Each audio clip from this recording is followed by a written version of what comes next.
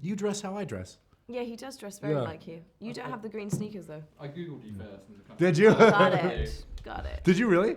No. Oh, I do dress very much like that. Almost identical, actually. Yeah. Might be related. It seems. It's Who possible. knows? Yeah.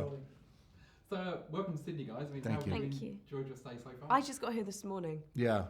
So you're a bit jet lagged. Yes. I had a great day yesterday. What I did walked. you do? I'll tell you what Stroll I around? did. I'd like to tell you what I did. I walked through the street fair for a Yes. while. There's a beautiful street fair down the street, Lovely. and then I went and had a little bit of food. I had some oysters, some Where? rock oysters.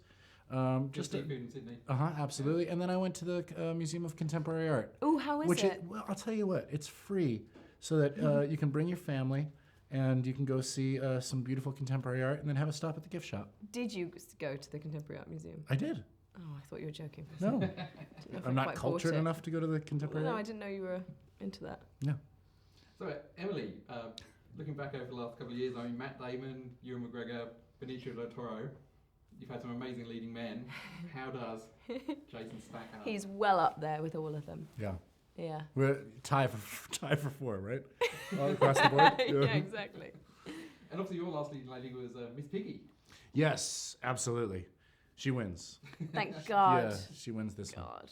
I mean, how do you find it making a film? Obviously, you've got to have a lot of chemistry there.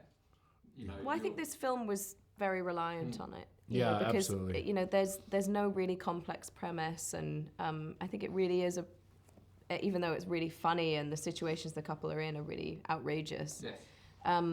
I think the relationship is what is supposed to anchor the whole thing, and if you buy that and if you root for them, and so yeah, it was very important that we had something singular and we had a rapport and a warmth that wasn't just a generic thing that you see in romantic comedies. So, Chemistry like this doesn't come along very often.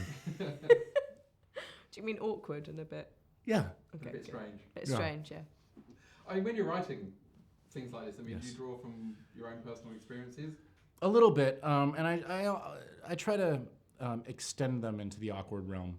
You know, I take little things that could have gone worse in my life and just write them as though they went that way.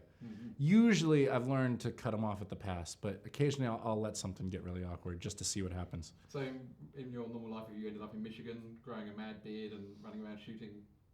I'm in Animals? Sydney growing a mad beard for this lady. This is even longer than it was in LA. Yeah, that's what happens when you don't shave.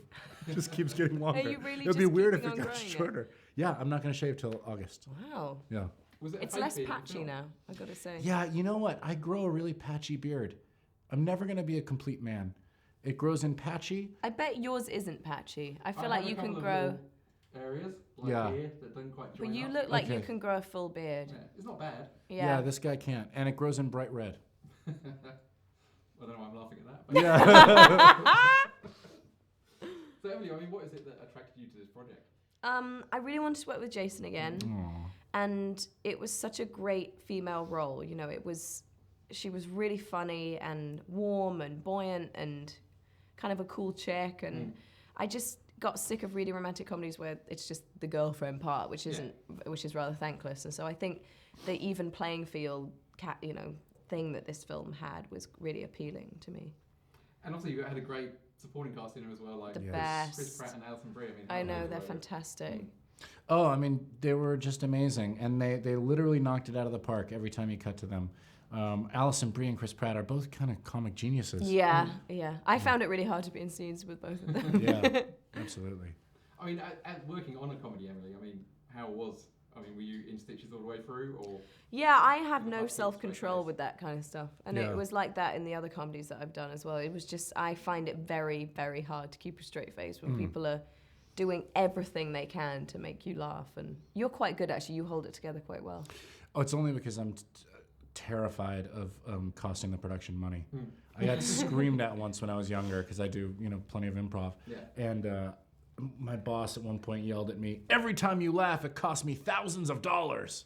And that echoes in my brain. But I still laughed quite a bit. You and I were probably the two worst. Yeah. Jim Pittick was quite Jim a laugher. Pittick is so terrible. Yeah. He said he'd never laugh more. Really? No.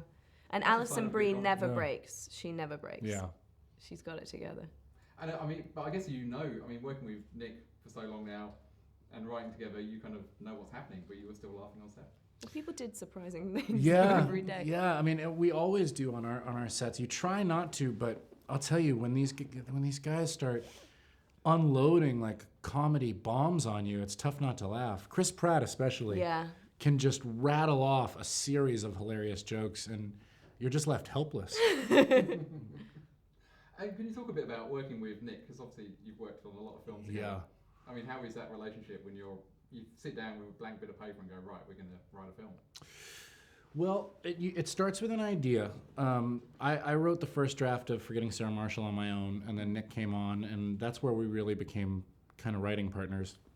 And then Muppets, I thought of a loose premise for the Muppets, told it to Nick, and then he filled out the rest of the premise, and we wrote that together. And then Nick thought of the title, and we thought of the idea together. So the beginning kind of happens organically, and then we just write our butts off.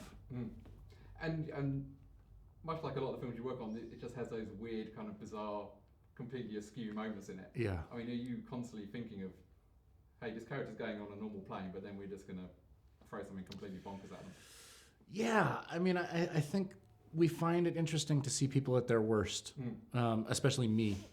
I play pathetic really well, and it was fun to explore someone going off the rails, I think.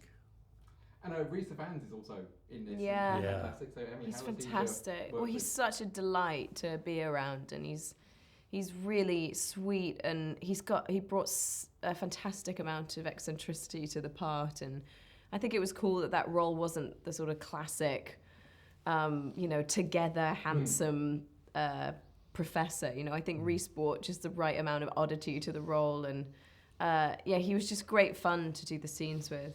Great fun. And had you been to university yourself? I mean, did you kind of...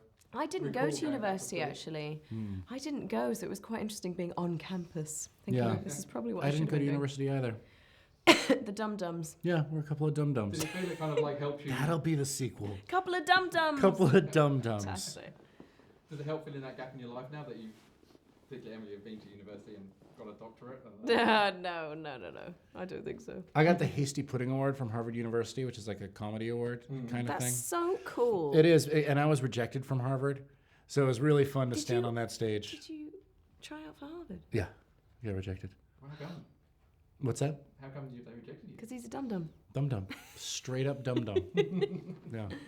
They say, like, if you gave a monkey a typewriter, it could type Shakespeare. That's what me writing a script is like. And then some of it makes sense. Then I give it to Nick. That's also how you dance, That's also... which is weird. That's a good joke. You're welcome. Yeah. So, obviously you're best known for your comedy. I mean, have you ever got it in yourself that you want to do a straight role? He did. I thought Jeff was quite. Yeah, I just did a movie called Jeff Who Lives at Home. What were which you was laughing a bit at of a then? drama. I'll tell you later. But I did a movie called Jeff Who Lives at Home, which was a bit of a drama. But yeah, I'd like to do all that kind of stuff. I'd also like to play a villain. I think I'd be a really, really good, creepy, Bond villain? charming villain. No, because they're just evil. I think more of like the Gary Oldman type villain, where they're wildly charming, but evil. My whole career I've been like walking the line between charming and creepy, but I always fall on the charming side with just a little bit of creepy. I'd like to fall on the creepy side with a little bit of charming. I'm sure if anyone's watching this, any producers, Yeah. you never They're know. writing it right now for you. Or they're dancing. You're the Or dancer. they're having a dance party. Yeah. And Emily, Doing the monster mash. looking back now, what was your favourite memory of the shoot? Oh God. I've got to say, when we were shooting in Sonoma, it was heaven. I mean, it was right at the end of the shoot. We've been in Michigan, which is also great fun to shoot in College Town, but the whole cast were in Sonoma wine country, and we just had the best time ever. Yeah. It was awesome. Fabulous. Yeah. Fabulous. Well, I think that's my time is up. All right. Thank Thank you so you. much. Appreciate it. Thank Lovely to you. meet you. You too.